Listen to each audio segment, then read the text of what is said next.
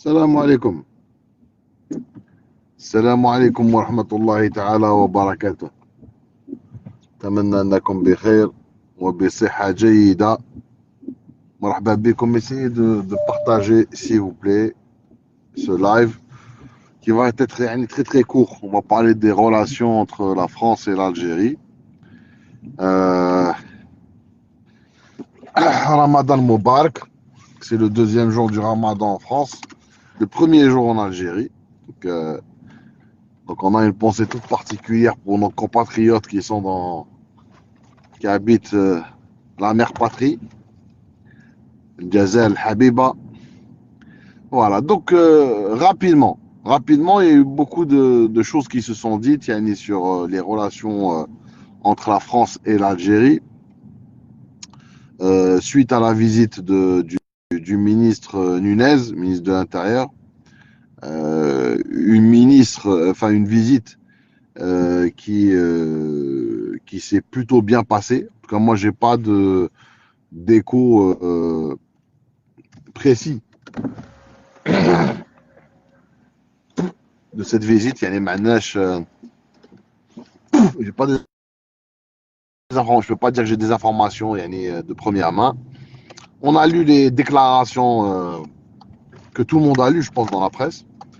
Donc, à première vue, ce qu'on a compris de ce qu'a dit M. Nunez, c'est que les contacts entre services ont été établis, la coopération repart. Et ce qui était surprenant dans ce qu'avait dit dans les déclarations de Nunez, c'est que on avait l'impression que c'était un match à sens unique. C'était les préoccupations de la France qui étaient écoutées, entendues, et on a cherché à trouver des solutions. Donc ça, c'est ce qu'on a pu comprendre en écoutant Monsieur Nunez, qui est quand même le ministre français de l'Intérieur. Donc c'est normal que quand Monsieur Nunez parle, il parle des préoccupations de la France. Donc ça ne veut pas dire, et ça ne doit pas vouloir dire, que les revendications algériennes n'ont pas été entendues et n'ont pas été traitées favorablement.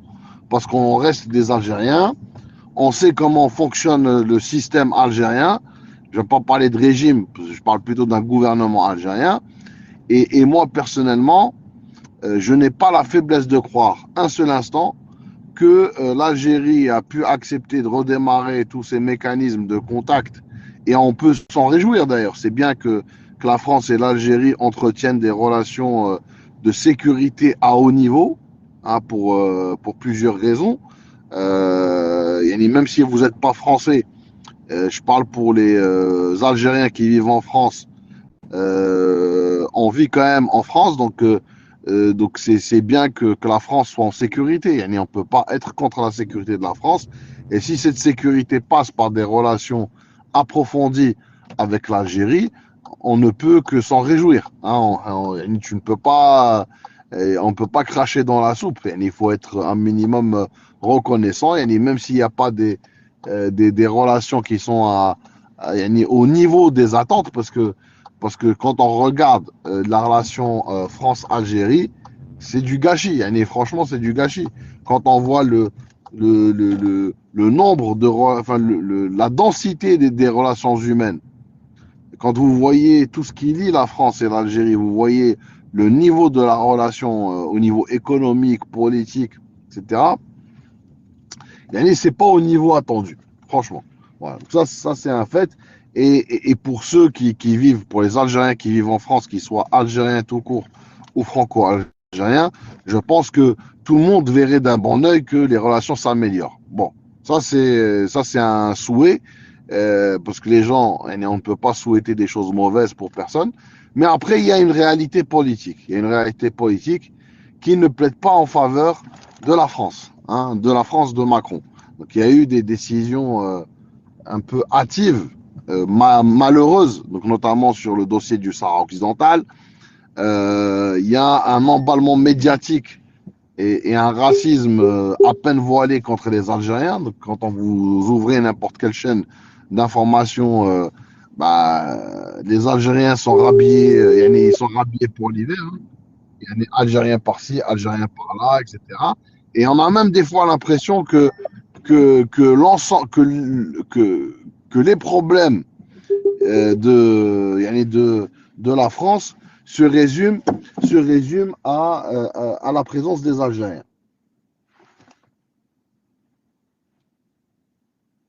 Voilà. Donc ça veut dire que quand on regarde les informations en France, on a l'impression que si les Algériens venaient à disparaître du territoire français, tous les problèmes de la France seraient réglés.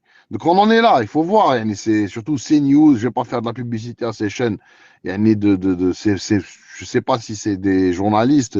Enfin, franchement, c'est très très très grave. Et d'ailleurs, il y a une chaîne en particulier qui a été sanctionnée récemment pour des propos racistes contre les Algériens. Donc, donc ça va trop trop loin. Bon, une fois qu'on a dit ça, il faut être pragmatique. Il faut être pragmatique. La France, ça reste un grand pays dans l'Union européenne. Ce qu'on remarque aussi, ça c'est intéressant, c'est si vous regardez les commentateurs. euh, non, derrière, je pense pas. Ouais, pouvait dire oui, il est allé en rampant. Moi, je vais pas parler comme ça. Je vais pas parler comme ça. Moi, ça marche pas comme ça les relations internationales, ma sœur derrière. On peut, en tant qu'Algérien, on peut bomber le torse et dire voilà et jouer un peu sur les images. Vous avez tous vu l'image de Nunez où il habbat raso en serrant la main du président Tebboune. Mais moi, j'irai pas sur ce registre. J'irai pas sur ce registre. Moi, je regarde les faits. Moi, je regarde les faits. Les faits, c'est quoi? C'est que la France a reconnu la souveraineté du Sahara occidental. Et ça, c'est quand même un gros poignard dans le dos dans le dos de l'Algérie. Ça va être, la France va pas pouvoir effacer ça comme ça. Même si, et là, je nuance un peu, la reconnaissance française du Sahara occidental, c'est une reconnaissance politique. C'est pas une reconnaissance juridique. Bon, je sais que les Marocains vont pas comprendre ce que je dis, mais par exemple, il n'y a aucun décret au journal officiel où vous voyez que la République française reconnaît la souveraineté du Maroc sur le Sahara occidental. Vous n'avez pas trouvé ça. De la même manière que pour Trump. Trump, c'est une reconnaissance politique. Donc, il y a une grosse différence entre une reconnaissance politique qui n'engage pas l'État, en fait. La reconnaissance politique n'engage pas l'État. Quand il y a une reconnaissance juridique, l'État est engagé. Non, je sais que les Algériens comprennent. Vous comprenez, mais voilà, je sais que les Marocains vont pas comprendre. Bon, mais c'est pas grave. Mais ça reste quand même quelque chose de très grave. Pourquoi c'est très grave?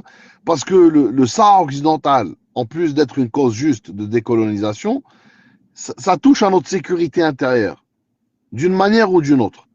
Pourquoi? Parce que le Maroc a une politique expansionniste dans la région. Il n'y a qu'à voir les cartes officielles du Maroc. Je regardais il y a une semaine, il y a quelqu'un qui nous a envoyé une carte du Maroc prise dans le consulat du Maroc à Rotterdam. Et là je l'ai mis sur Twitter, vous pouvez aller la voir. Et là, quand vous regardez cette carte, il n'y a pas de frontière. Ça commence au niveau entre Saïdia, il y a des frontières on va dire, jusqu'à Tlemcen, et de Tlemcen jusqu'à Tindouf, il n'y a pas de frontière. Donc, il y a une sorte d'irlandisme et une sorte d'expansionnisme qui est inscrit dans la Constitution. Si vous regardez la Constitution du Maroc, article 42, il parle des frontières véridiques. Donc, al-hudud al-haqqa en arabe.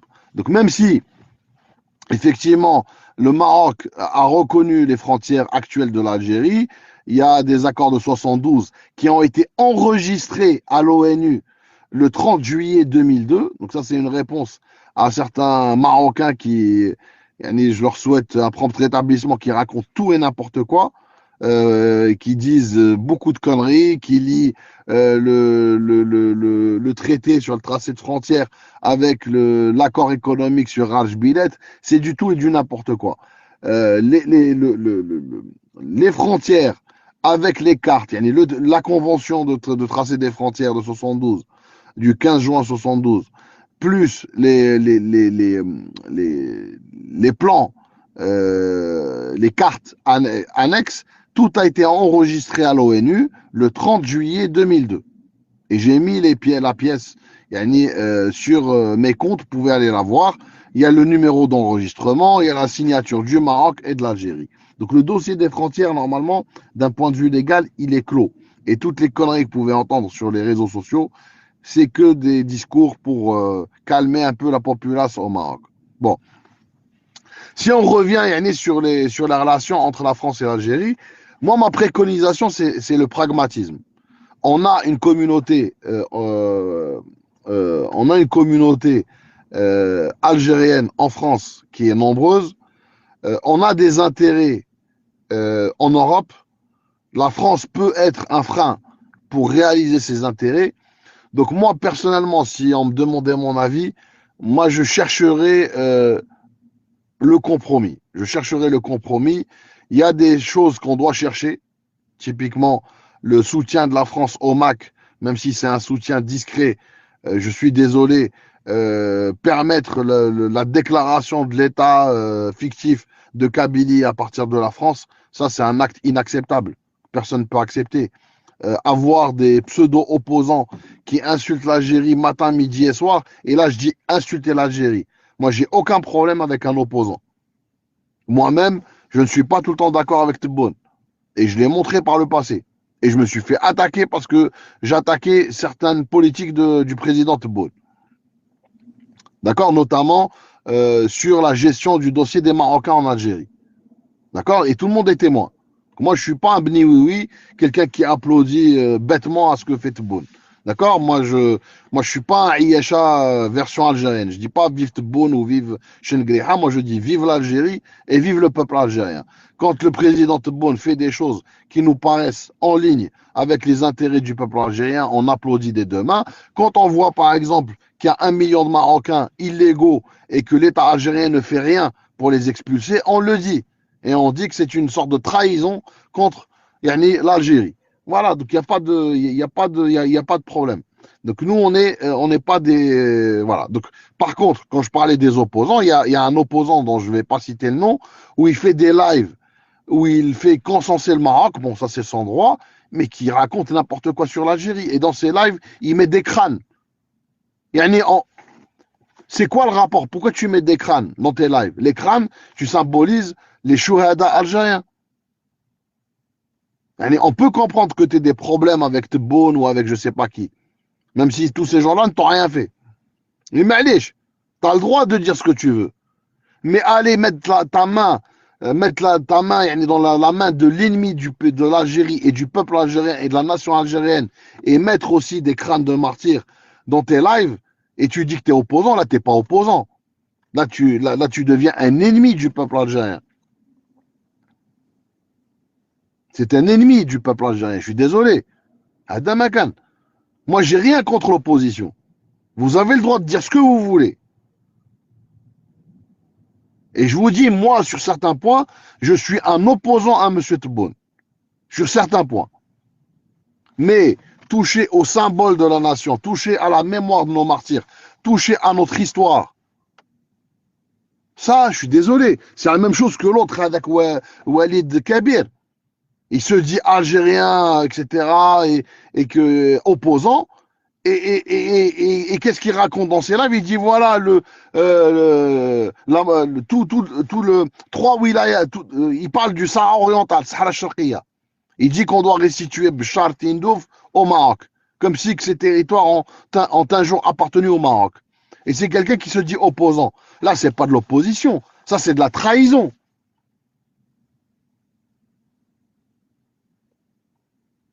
Donc, il faut faire attention. Il y a à boire et à manger. Donc là, aujourd'hui, en France, il y a malheureusement certaines personnes qui ont dépassé toutes les lignes rouges.